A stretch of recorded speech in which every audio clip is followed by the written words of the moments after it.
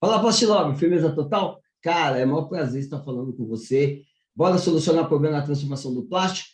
E uma das formas de transformar o plástico, de solucionar problemas, é utilizar softwares de simulação. A gente vai falar hoje com o Thiago Kian, ele é especialista nesse assunto, tem formação acadêmica, especialização em engenharia de simulação de processos. O Thiago trabalha com isso já há 18 anos. Tiagão, fala um pouco de você aí, man. Prazer estar com você, obrigado por estar com a gente. Prazer imenso mesmo. Tá bom, obrigado pelo convite. Trabalho com esse assunto já há 18 anos, né? Então, naturalmente, é um assunto que eu gosto em algum nível, assim, né? É, acho que é isso. Você quer que eu fale sobre como que eu poderia dizer assim, a minha carreira, né? Eu explicar um Como pouquinho que assim foi como que é. isso, né? Você começou lá atrás, 18 anos atrás, você já chegou nisso, falou, pô, eu quero trabalhar com isso mesmo, uma vontade Tá bom. anterior, ou foi tipo, você apareceu para você, você falou, pô, gostei desse negócio aqui, cara. Como foi Uhum. o início do movimento? Eu acho que o mercado era bastante diferente, né, há 18 anos atrás, assim, então vou tentar explicar como que foi essa história aí.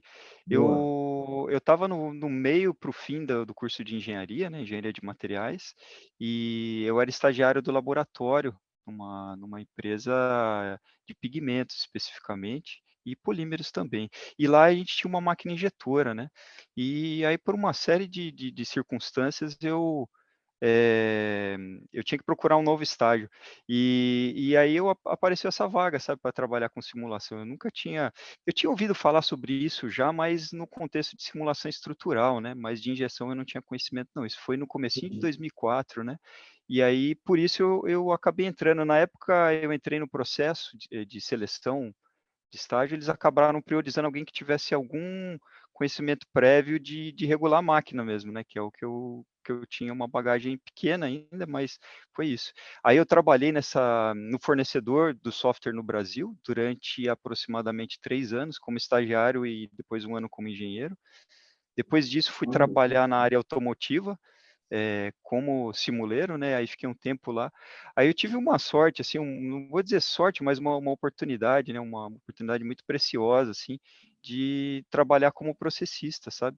Depois de ter trabalhado com simulação, eu fiquei um tempo regulando máquina lá e foi uma experiência muito preciosa, assim. Até hoje eu devo muito às pessoas que me deram essa oportunidade, né, confiaram e aí eu fiquei e passou um tempo, passei mais ou menos 1 ano como engenheiro de processo, aí eu retornei pra simulação.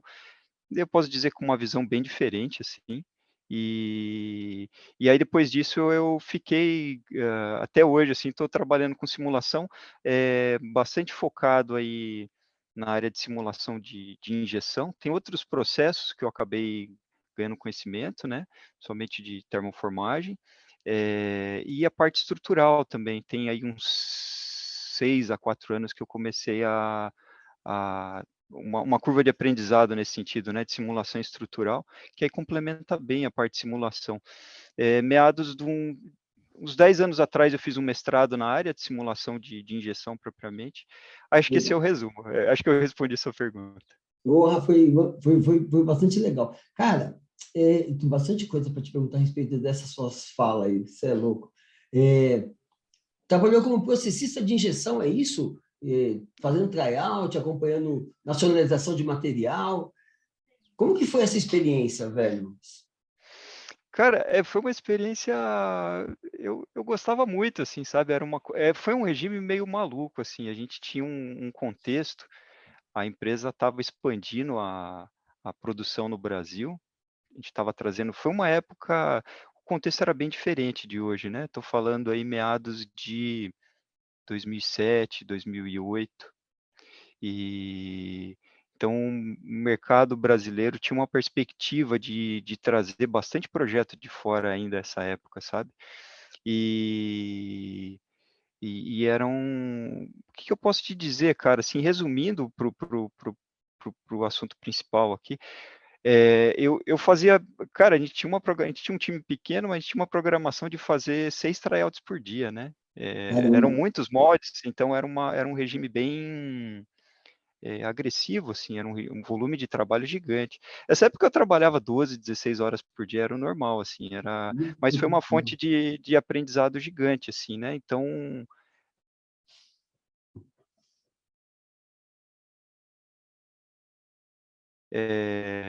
uma coisa que eu tinha uma série de TV antiga que talvez você se lembre, que chamava Arquivo X, né, quando ela começava tinha uma frase de impacto que eles falavam assim: "A verdade está lá fora", né.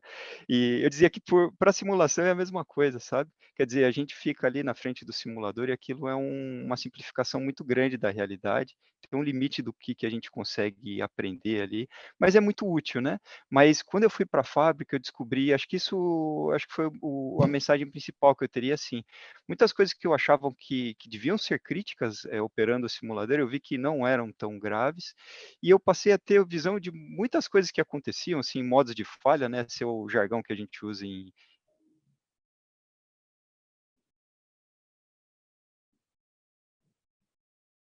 Ficou mudo, Thiago. Ih, Foi congelou uma a tela. fonte de. Voltou? Tá me Voltou. ouvindo? Tá. Aham. Então acho que foi uma fonte de aprendizado muito grande, assim, de entender o que realmente pega no dia a dia, e melhorou muito minha forma de interagir com o simulador e com os pares dali para frente, assim, sabe. Eu acho que ficou claro, né, acho que era isso que você queria saber, né? Pô, foi sim, cara, sensacional. Vamos começar lá do começo, né? O simulador, a gente vê aquela coisa bonita, aqueles gráficos, né? Eu li uma matéria que você escreveu espetacular sobre a entrada desses processos no Brasil, lá no começo de 90, né? Inventado em 60, em 90 no Brasil, começaram a falar sobre isso, que eu trabalhei na Siemens. E na Siemens, em 1990, a gente estava começando a transformar os desenhos, que eram todos, né, no nanquim, na cópia heliográfica, para o CAD, né? Então, o Brasil demorou para chegar a isso, né? E depois, lá no começo dos anos 2000, final de 99, 2000, começamos a falar também sobre a simulação. Mas existe CAD, CAI e CAM. O que é o que aí, bicho? E aí confunde mesmo, viu? Você também Aham. um pouco antes, a gente pelejou para tentar definir. Define para a gente aí. Aham, claro, tranquilo. Essa acho que é uma dúvida comum, assim. O C que tem nas 3, a gente fala CAD, CAM e CAI, eles estão relacionados ao uso de computador mesmo, para auxiliar em alguma tarefa, né. O CAD seria, eh, desenho auxiliado por computador, né, Computer Aided Design, acho que esse é o nome correto.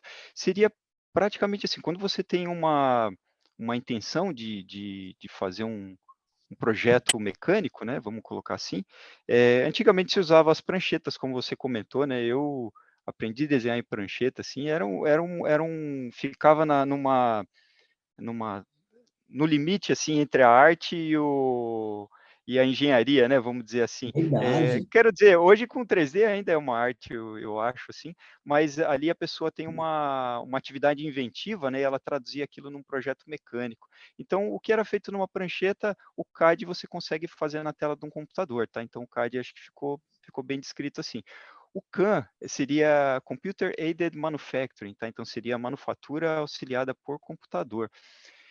Parece um termo amplo, tá. O que eu conheço de CAM, que foi eu nunca operei, tá, um conhecimento indireto. CAD eu ainda operei um pouquinho, assim, mas CAM eu nunca operei, mas do que eu já vi, está relacionado principalmente à tecnologia dentro de ferramentarias, né. Quando você tem uma vez projetado um molde, por exemplo, você vai ter um processo de usinagem de uma cavidade ou de um postiço, e aí você tem uma ferramenta específica para fazer a programação dessa usinagem, tá? Porque isso, embora pareça uma coisa simples, né? A princípio parece que é uma marcenaria para metais, né? De Mas não é ferro, tão né? simples assim, sabe? Tem uma série de parâmetros a serem estudados, né? Por exemplo, qual o trajeto, qual velocidade e assim por diante. Então, o CAM ele é para isso. Você transforma uma sequência de operações num script, né, e aquilo vai para uma máquina de usinagem depois, tá, então o CAM é isso.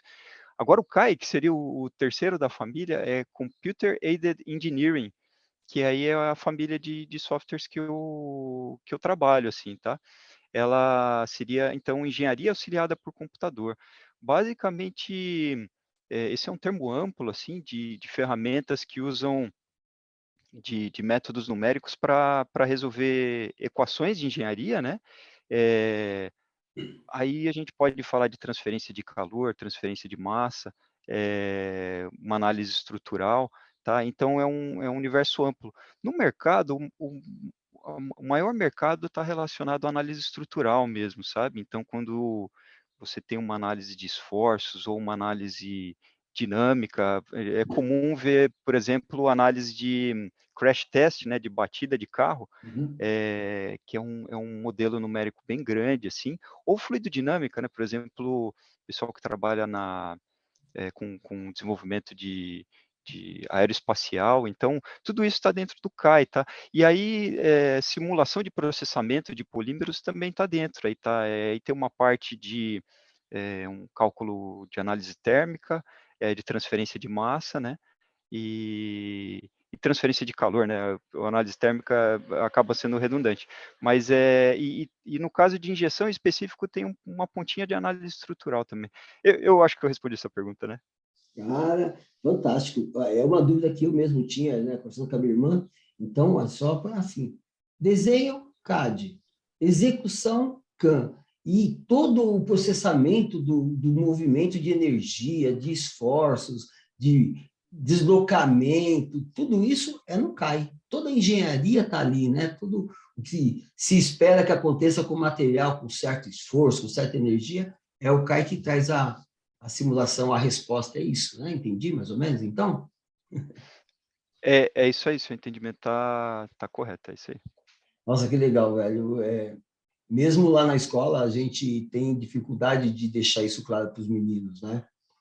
De que há necessidade de você, mesmo projetando no CAD direitinho, mesmo colocando na máquina, né, lá no CNC, tem a necessidade de fazer o projeto do CAM, né? Com qual velocidade inicia, qual que é o ângulo de entrada, qual que é o caminho que vai fazer, né? Você falou uma coisa que é muito interessante e eu acho que leva também ao caminho da sua experiência como processista, né? Uma vez que você vê o negócio acontecendo, você consegue, quando simular, entender que aquela situação pode passar por certo aspecto, né? Considerar um outro viés.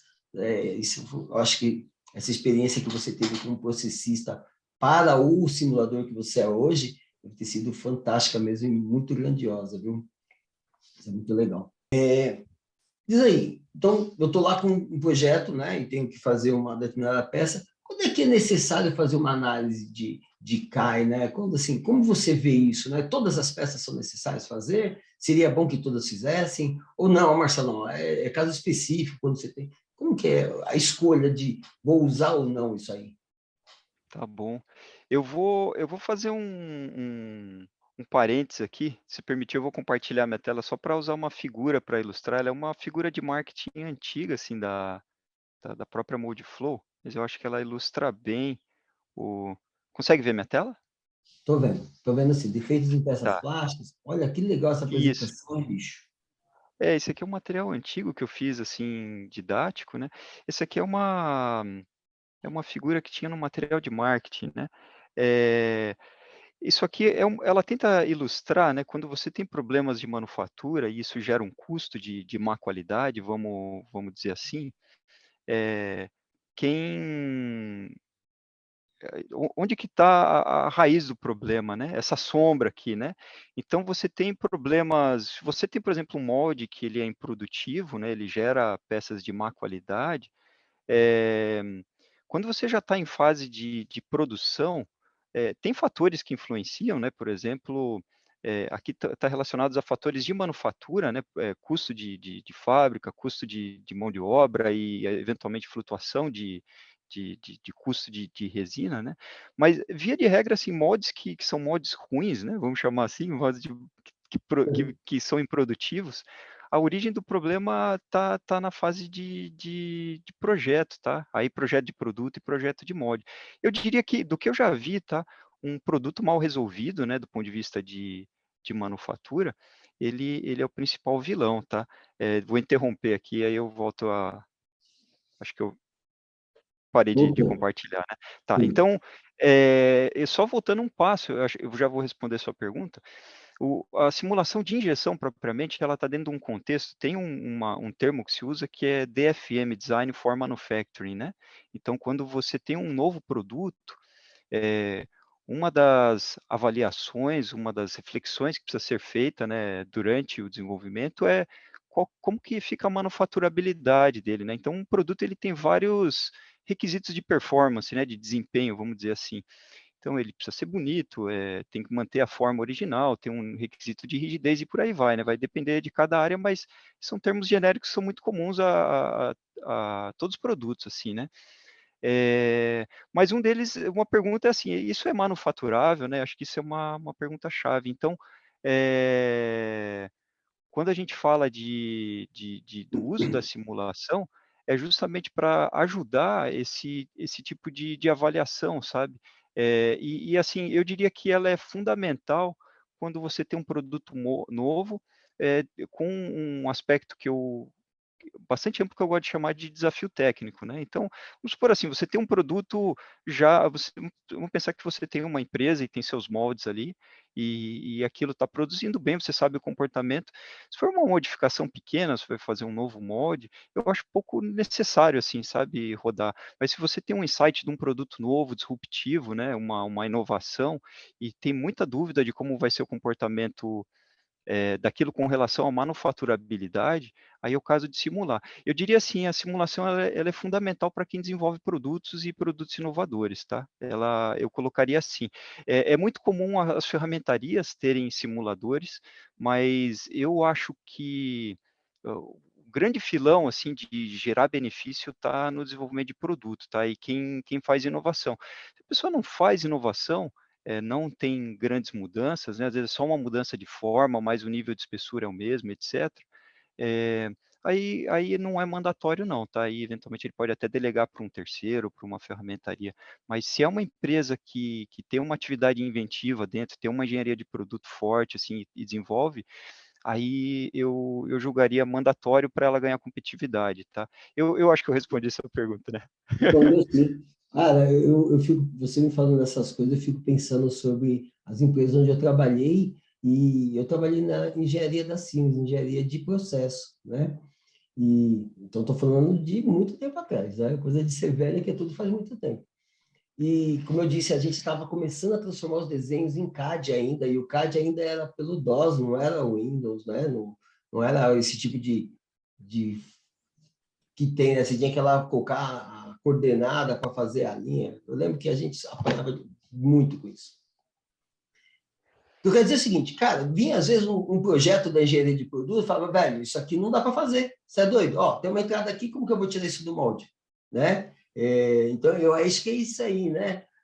Tem que ter um encontro entre o pessoal do design e o pessoal da engenharia de processo, engenharia de produto, para ver, ó, isso aqui é factível. E a simulação, então, veio para fazer esse meio campo se tornar mais suave, né? Para É compensar isso esse aí. trabalho.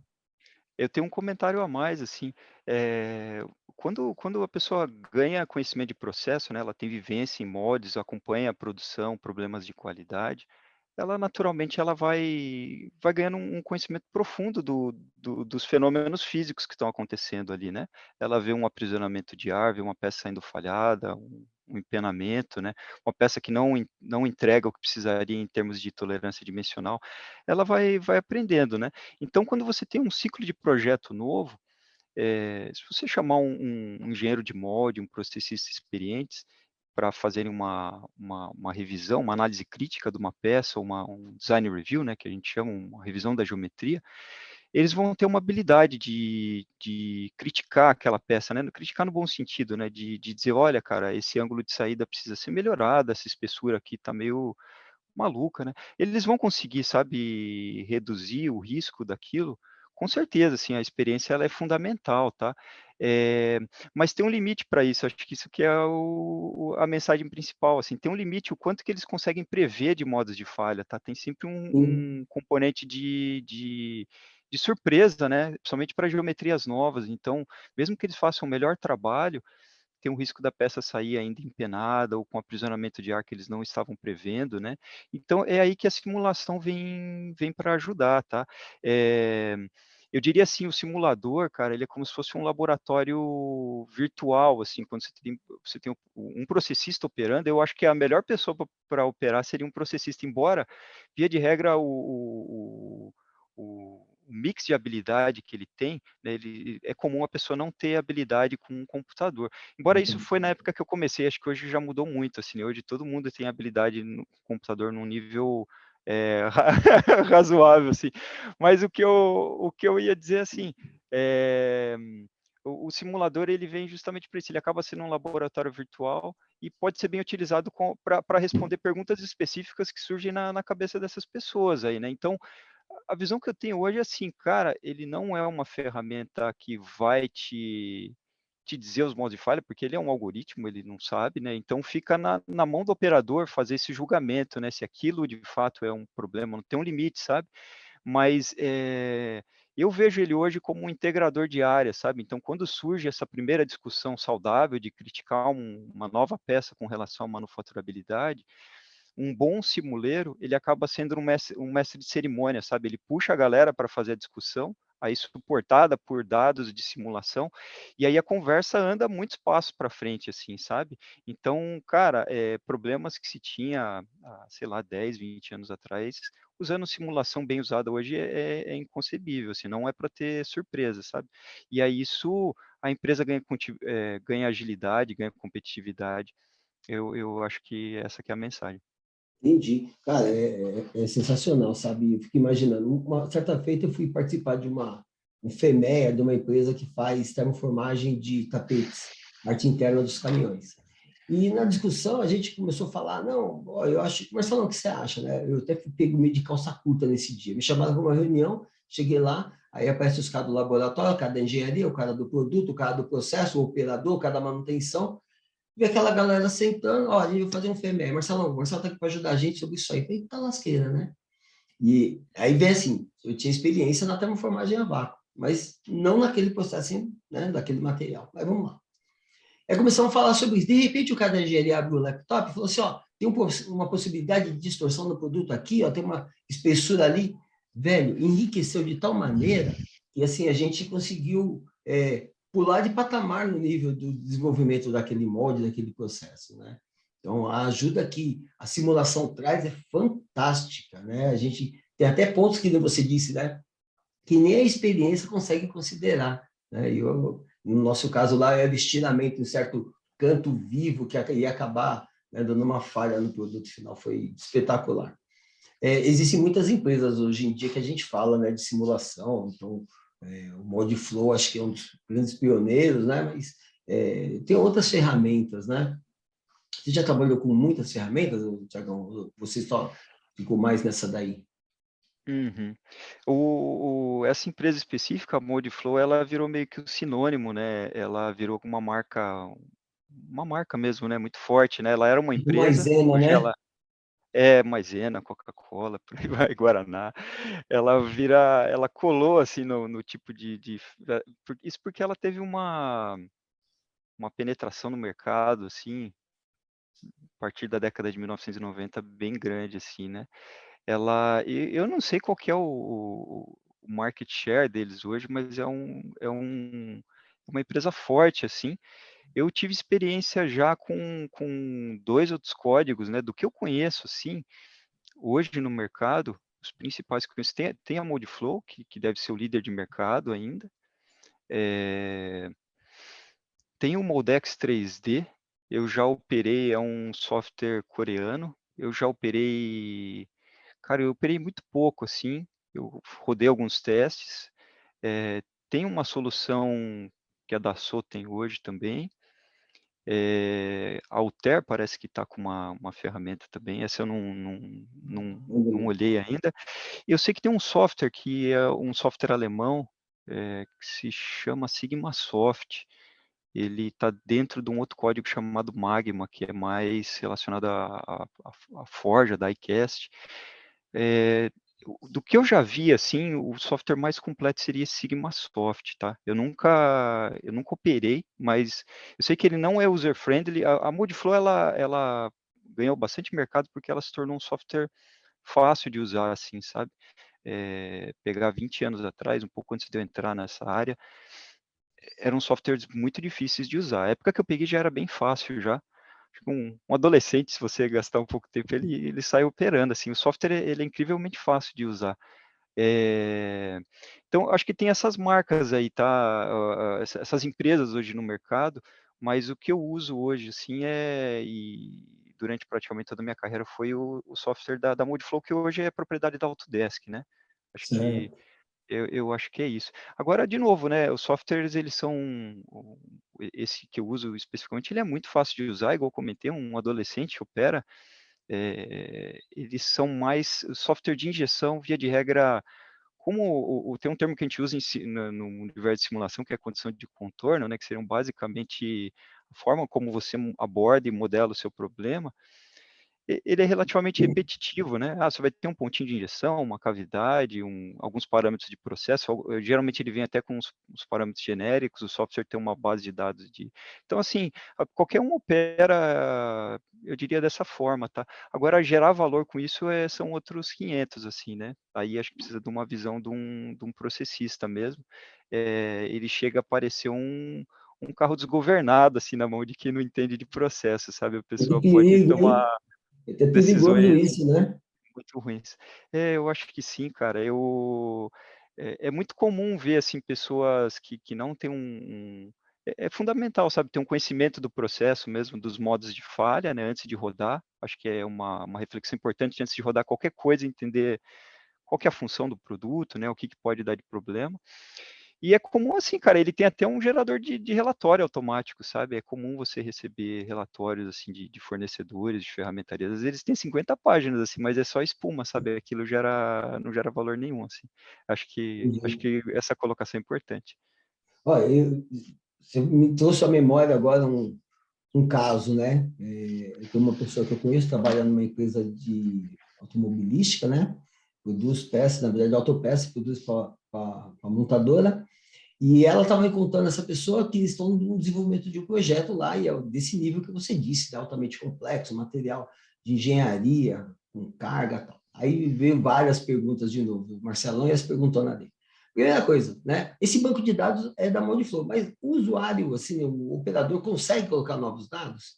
E aí, por que eu estou te perguntando isso? Porque a menina me disse o seguinte: o professor, estava lá fazendo a simulação e aí apareceu uma dúvida sobre a contração, né? De 2 a 2,5. E aí eu perguntei para o engenheiro-chefe lá do desenvolvimento, né, qual que era o valor que eu devia usar. Né? Ele falou, pega, coloca na média aí e pronto. E a maioria dos valores pôs na média. Aí ele falou para mim, pô, mas, professor, você acha que está certo? Eu falei, olha, o software, do que eu conheço de Modflow, eu não conheço quase nada, e parece que é uma coisa específica. Então, na prática, acontece o quê? Né? Aí eu vi, quantas pessoas mais erram? Quando você percebe que as pessoas erram ao usar o software, né? Por que ele não traz a resposta esperada? Tem assim, tem esse lance dos dados, será que ele não alimentou direito? Será que não previu direito? Conta aí, esse embrulho, né? Por que esse cara usou metade do valor? Ele está certo? Ou ele devia usar um valor específico? Como é que é isso? Aham, aham. Vamos lá. Acho que tem três assuntos nessa sua colocação toda aí. O primeiro com relação à base de dados, né? A base de dados, ela tem uma quantidade gigante de materiais, tá? Da ordem dos milhares aí. Legal. Eu acho que já chegou a ter 8.000 materiais. Eu não sei quanto que é hoje, tá? Mas ela tem uma base de dados. Isso acho que é um diferencial do ponto de vista de modelo de negócio da Modiflow, um diferencial grande, assim, né? Então, é lógico que tem casos que tem material que não está disponível, você consegue importar, consegue editar, então é bem flexível, tá? Para rodar a simulação de injeção, você precisa de uma quantidade de informações grande, assim, bem maior do que com relação ao material, né? Bem maior do que a maior parte das análises estruturais, assim, então você precisa caracterização reológica, né, que seria a viscosidade, a questão da contração do material que você comentou, propriedade mecânica, né, propriedades térmicas. Acho que são os grupos principais, assim, né? Acho que isso foi só a primeira parte da pergunta. A segunda parte, que diz respeito à contração, esse é um assunto recorrente assim no universo de injeção, tá? O que é comum é a pessoa pegar o datasheet mesmo. O datasheet, via de regra, ela tem um range que é grande, né? Então, se pegar um PP, ele vai te dizer, é 1 a 2%, que é um universo, assim, né? Pegar uma peça grande, ela pode errar muito para cima e muito para baixo, assim, né? E aí a pergunta, tá bom, entre 1 e 2, o que eu uso? Eu posso usar um e-mail? Principalmente esses materiais semicristalinos sem carga, no caso o PP ou poliacetal, que são materiais que contraem bastante e eles continuam contraindo por muito tempo, porque eles estão acima da transição vítrea na temperatura ambiente, né? Eles são muito sensíveis, assim, é um dado muito sensível, sabe? Difícil de definir, e é uma responsabilidade muito grande dentro do projeto, né? Nesse caso específico, o que eu recomendo, tá? O software até consegue ajudar, mas demanda uma curva de aprendizado, assim, entre experimentação, que seria testar nos moldes que você já tem, e simulação, tá? Eu acho que nesse caso o mais apropriado é usar moldes anteriores ou algum molde que já exista como uma fonte de aprendizado, tá? Para determinar esse fator. Quando você tem produtos, por exemplo, estéticos, ou qualquer tipo de produto, mas você tem uma sequência de lançamentos, né? Pensar, você fez um ciclo de desenvolvimento 5 anos atrás e fez uma peça muito parecida 2 anos depois, e assim por diante, é interessante usar esses moldes para gerar esse aprendizado, tá? Porque não é um problema trivial, não, tá? É, Se você colocar na média, você não vai errar muito, mas o ideal é você gerar esse tipo de aprendizado, né? Um exemplo que eu já vivi é assim, principalmente peça estética, tá? Você precisa compactar bastante para conseguir um bom acabamento superficial, mas se você compactar muito, a peça pode crescer, né?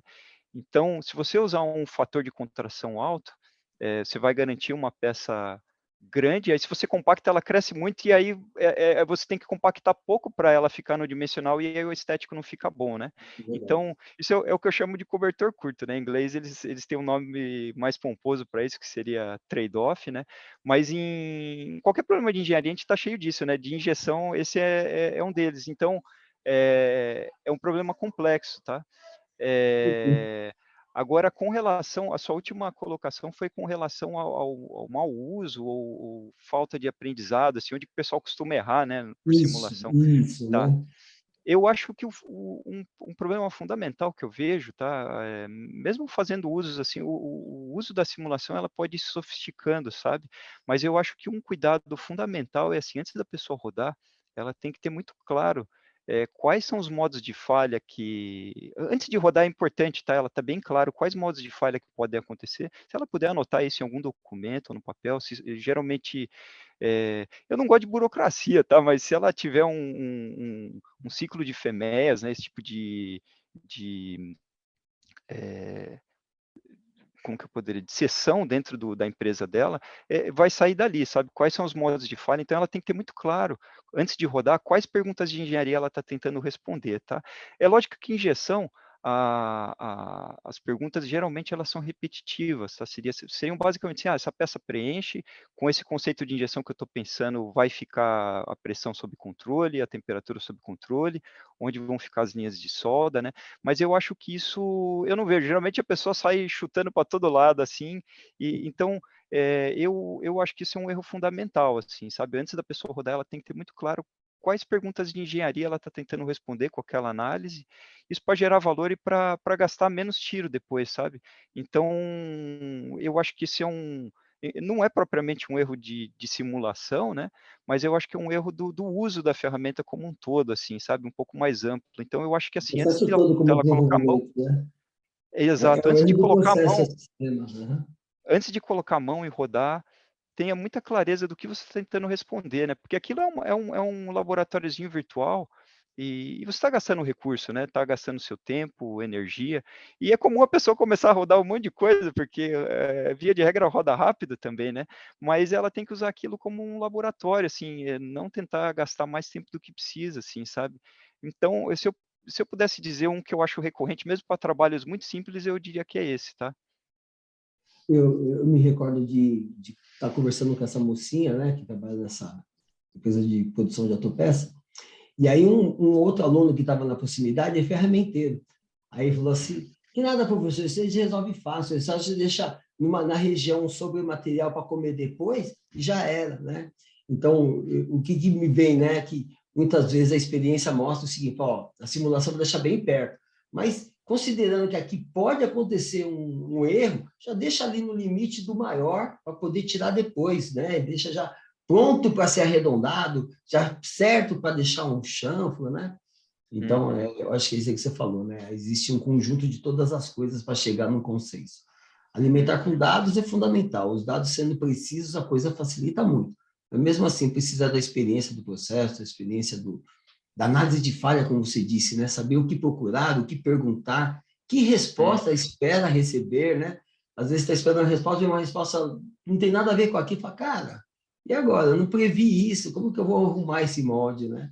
Aí chegar naquele Uhum. curso que você mostrou, né? 70% de todo o valor é o erro na concepção. Uhum. Você já enfrentou Eu um diria problema desse, ô, Tiagão? o problema de ter um nível de improdutividade tão alto assim, você diz, um mod É, que sim, você encontrou, participou de algum projeto e falou assim, cara, isso aqui tá péssimo, vamos salvar ele. Já participou de um negócio desse? cara, eu já errei bastante, sabe. O importante é a pessoa não precisa ser muito inteligente não, o Curva de importante é não cometer aprendizagem, né? o importante é a pessoa não cometer os mesmos erros de novo, assim, né, então eu acho que isso é do aprendizado, né, mas 70% não, assim.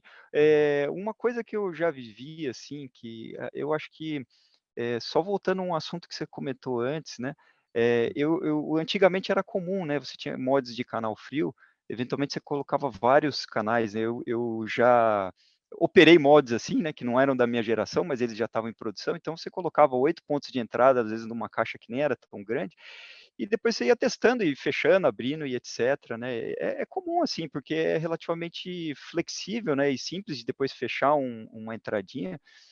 Eh, a questão é que você não pode deixar tudo aberto também, né, depois você não vai ter tempo de resolver e de usinar quando for implementar, né. Então, eu acho que assim, cara, fechando o assunto anterior, né, a simulação ela ajuda inclusive a definir essas estratégias, né. Tá bom, quais cartas eu vou deixar na manga, quais são as incertezas que eu tenho ainda, né. Então, por exemplo, uma coisa que é comum, né, a peça é estética, ela precisa de uma rigidez, eu tenho uma quantidade de nervuras, mas tem um risco de dar um rechupe, né, que eu estou falando para plastiqueiros, acho que esses termos são usuais, assim, né.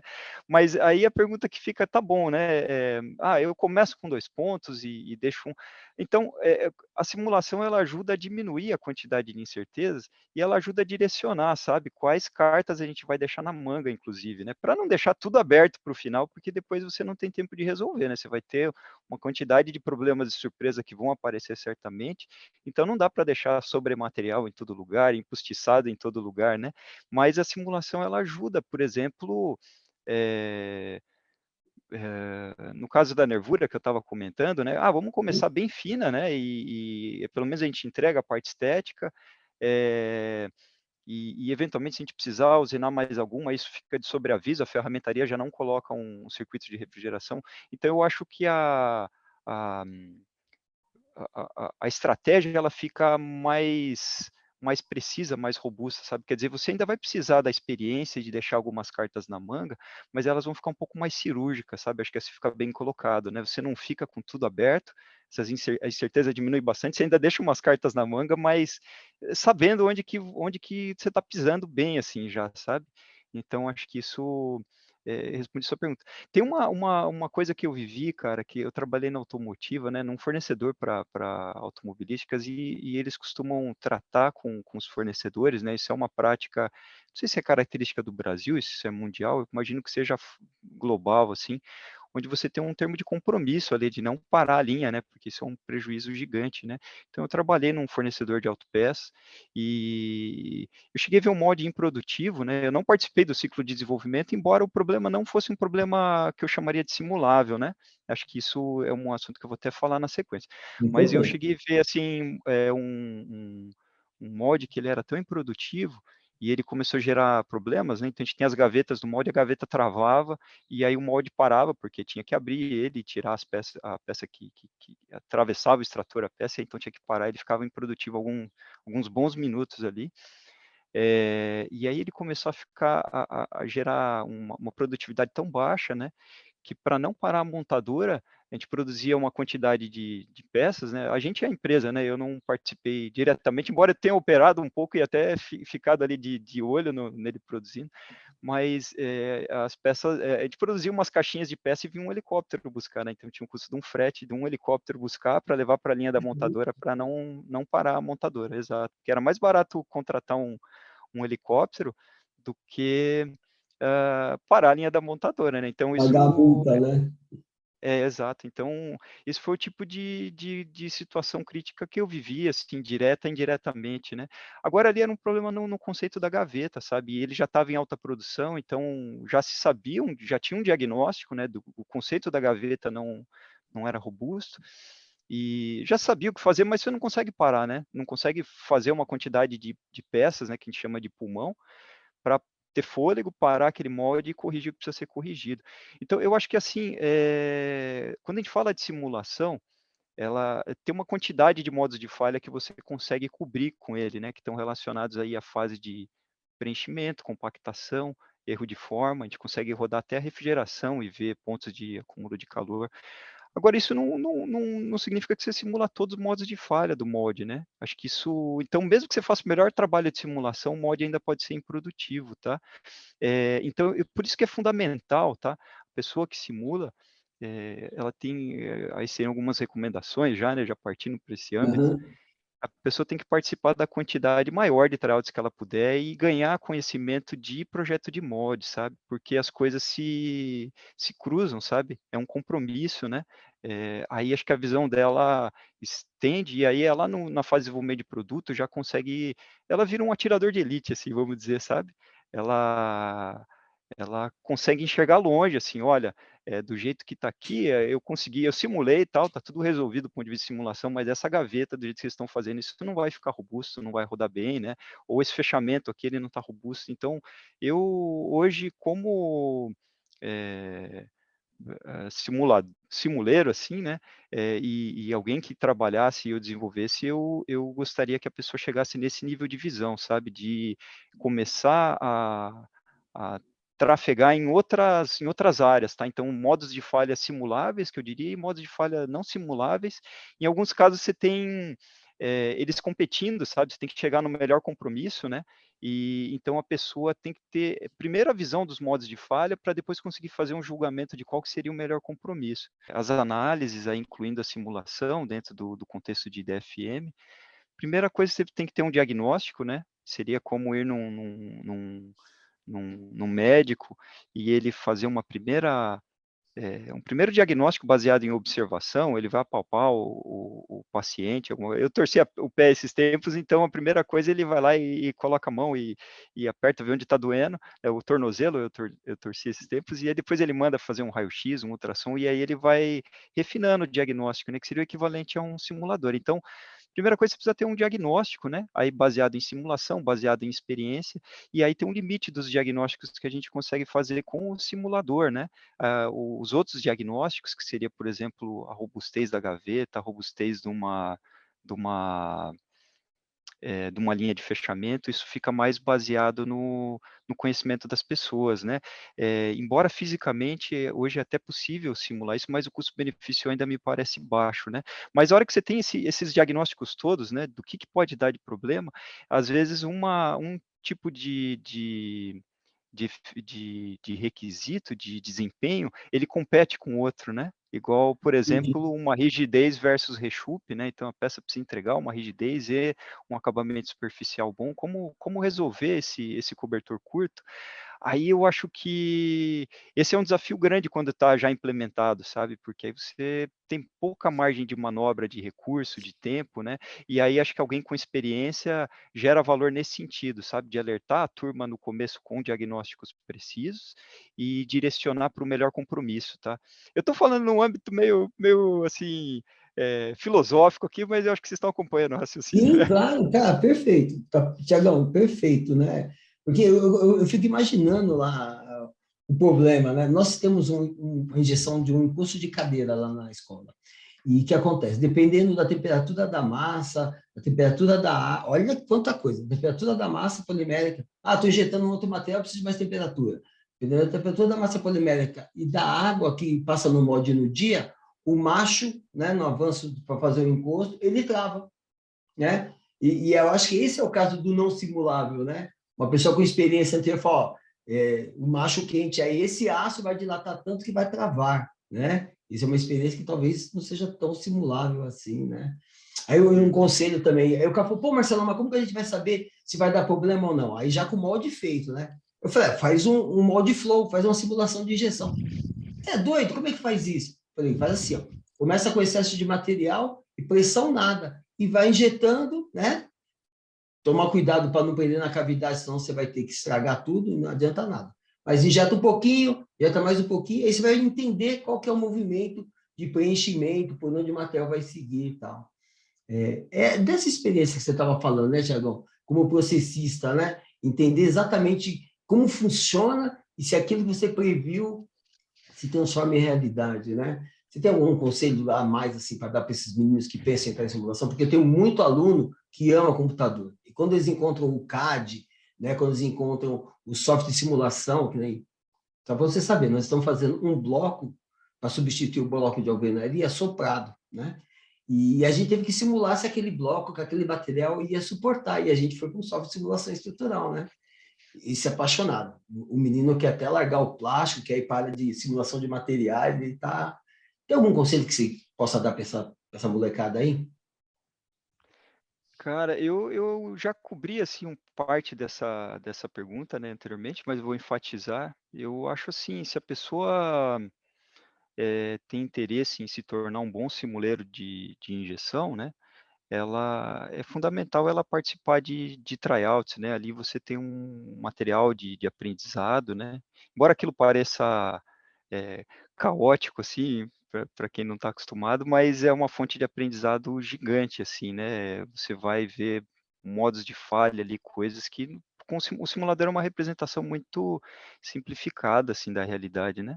Eu costumo dizer que o simulador seria o equivalente a você eventualmente você vai entrar num quarto escuro, um galpão escuro, e o simulador seria equivalente a uma velinha, assim, sabe, pegar uma vela e segurar na mão. Então você vê o contorno das coisas, mas você não consegue ver no detalhe, né, a realidade ela é muito mais complexa, muito mais bonita, né, diria assim, tem muito mais dimensões. Então, fundamental acho que é essa curiosidade e em inglês tem uma palavra que eles usam que é o ownership, né, se sentir dono do negócio mesmo, de acompanhar, ganhar conhecimento de projeto de mod, acho que são ganhar conhecimento de processo e de mod para pelo menos conseguir conversar, sabe, com as outras pessoas que estão envolvidas porque são universos diferentes, sabe. O universo dos simuleiros, assim, via de regra, é o universo de pessoa que está relacionada tá mais, habituada a rodar software de simulação, assim, né. Geralmente é a área mais nerd da empresa, assim, mas ela tem que ganhar essa habilidade de conversa, entender o mundo das outras pessoas, né. Acho que por último, cara, teria tem um livro de e assim, a simulação ela pode ir ganhando sofisticação, tá, isso que você estava falando, aí você comentou sobre dois problemas, né, um com relação ao nível de folga no movimento de uma gaveta, né, porque aí se ela aquece ela trava. Isso, até um certo ponto dá para simular por análise estrutural, mas eu acho que fica muito mais na experiência da ferramentaria, porque aí você tem um cobertor curto também, né, se você dá muita folga, começa a migrar material, você tem rebarba, e se deixa muito justo, ele começa a enrustir, né, a gente chama assim, ou travar quando aquece, e aí qual que é o limiar, né, de atender as 2 coisas? Então isso fica muito baseado na experiência ainda, né. Mas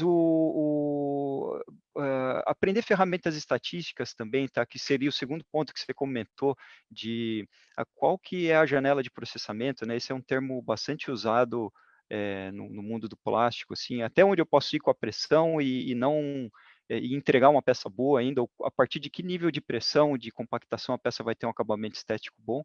Isso a simulação ajuda, sabe, a entender.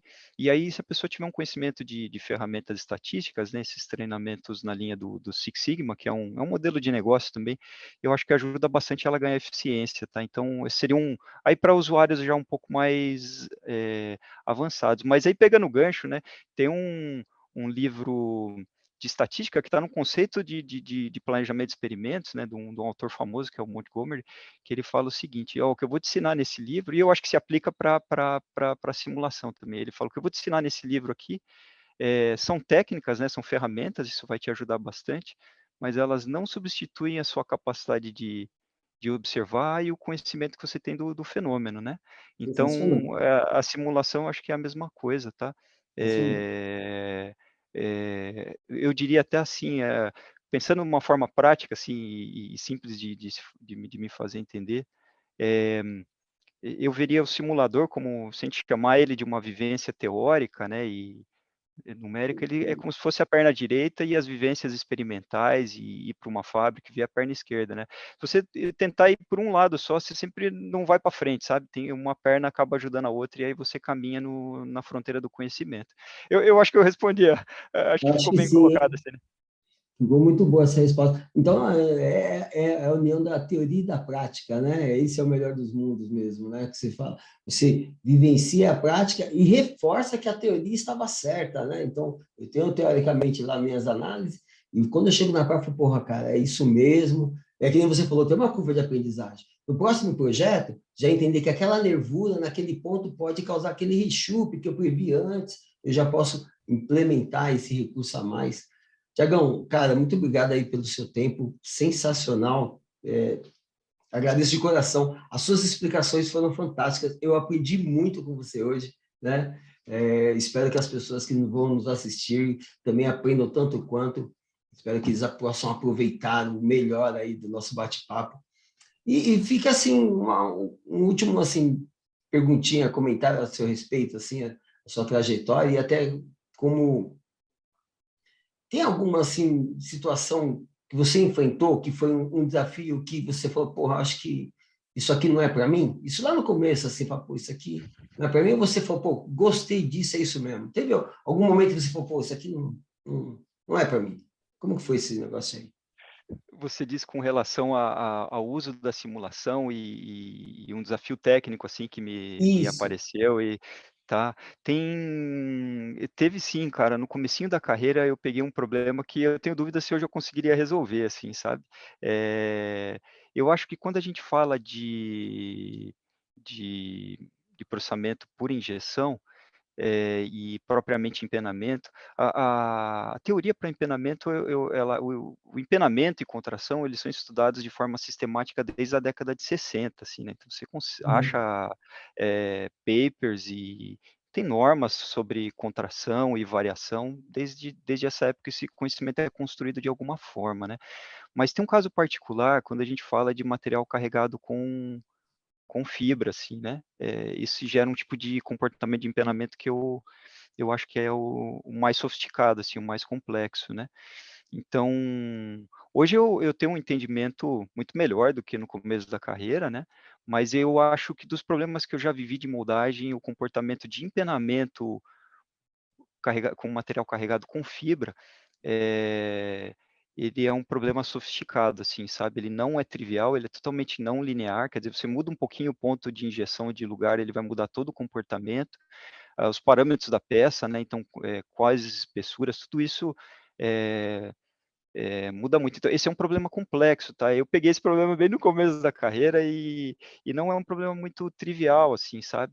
Então, isso foi uma época eu não vou dizer que eu pensei em largar, mas eu achei que o negócio era muito sofisticado. Aí depois disso, mas é fundamental, sabe, quando você tem esse nível de desafio, você tentar, da próxima vez, fazer melhor e resolver mais rápido, né. Então, esse acho que foi o problema, do que eu me recordo agora, foi o problema mais casca grossa, assim, e depois disso eu tive algumas vivências com empenamento de peças com material carregado com fibra, né, e nunca foi uma solução trivial não, sabe, é sempre um desafio grande, assim. O começo de carreira, pegar logo a casca grossa assim é terrível mesmo, né? Desafio impressionante. e, pelo jeito, você usou ele para impulsionar, né? Aprendeu com aquilo, evoluiu, buscou outros recursos, e eu acho que é esse o conselho que fica para todo mundo, como você disse, né? Absorver o melhor de todas as experiências, né? Se puder escrever, cara, eu gosto muito do escrever, né? Se puder escrever as suas possibilidades, as suas hipóteses, né? Os seus traumas, assim, se conseguir estudar sobre aquilo e avançar no, a carreira profissional, eu acho que é aplicada a todas as áreas, né? O aprender sobre os próprios erros e sobre os erros dos outros também, né? Estudar outros casos, né? Como você disse, existem papers já desde a década de 60 que falam sobre as características dos materiais, o comportamento, né? Da contração. E, então, também se deitar sobre a literatura que já existe, né? Também ler sobre isso, também aprender sobre essas coisas. Eu acho que esse é um caminho do sucesso para o profissional, né? Tiagão, a gente já está terminando esse movimento aqui, cara. Eu quero agradecer de coração mesmo aí o seu tempo, a sua inteligência, seu conhecimento, a sua experiência, assim, de compartilhar com a gente foi sensacional. Tem alguma coisa que você quer aí complementar? E, ó, de coração já fica o meu muito obrigado, né? E o que você precisar do Marcelo Orozco, pode contar comigo, velho. E se eu não souber te responder, eu vou procurar quem sabe para ajudar a gente, tá bom?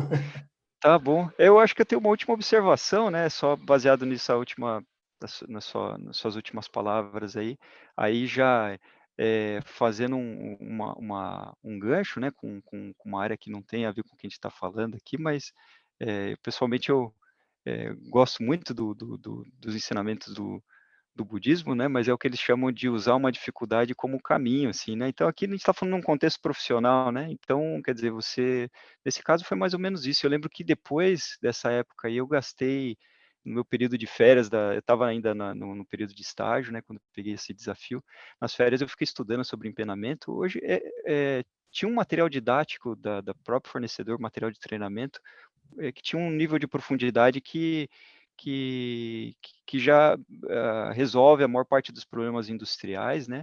Mas eu acho que hoje a gente, para quem está começando, né, de novo, a gente vive uma época mágica com relação a ao volume de informações disponível, né. Então se a pessoa tem uma dificuldade e disponibilidade, hoje com uma pesquisa no Google ela acha um monte de coisa, assim, é meio que separar o joio do trigo, né, mas está tudo disponível, né. Essa disponibilidade não existia, né, na época. Inclusive eu fiz uma especialização uns 4 anos atrás na área de simulação estrutural, e eu fiquei impressionado, cara, como que o pessoal estuda hoje, porque você tem lista de exercícios, essas coisas, você acha tudo assim, né. Então, se a pessoa tiver um desafio, força de vontade e um nível de compreensão, ela avança, assim, sem dúvida, né, e cada vez se torna um profissional melhor. Então acho que essa seria a última mensagem, assim. Obrigado pelo convite, foi um prazer, assim, compartilhar um pouco da minha experiência, da visão. Geralmente é um assunto muito específico, né, tem poucas pessoas que eu conseguiria conversar e a pessoa, de alguma forma, entender, assim, o que que eu estou falando, então foi um prazer nesse sentido. Obrigado, Pô, viu.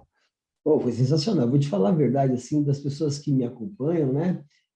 A maior parte mesmo é do chão de fábrica, né? O pessoal que está lá no dia a dia. E eles veem a ferramenta de simulação ainda como algo mágico, né? Eu tenho certeza que esse nosso bate-papo vai elucidar para eles uma grande quantidade de dúvidas, né?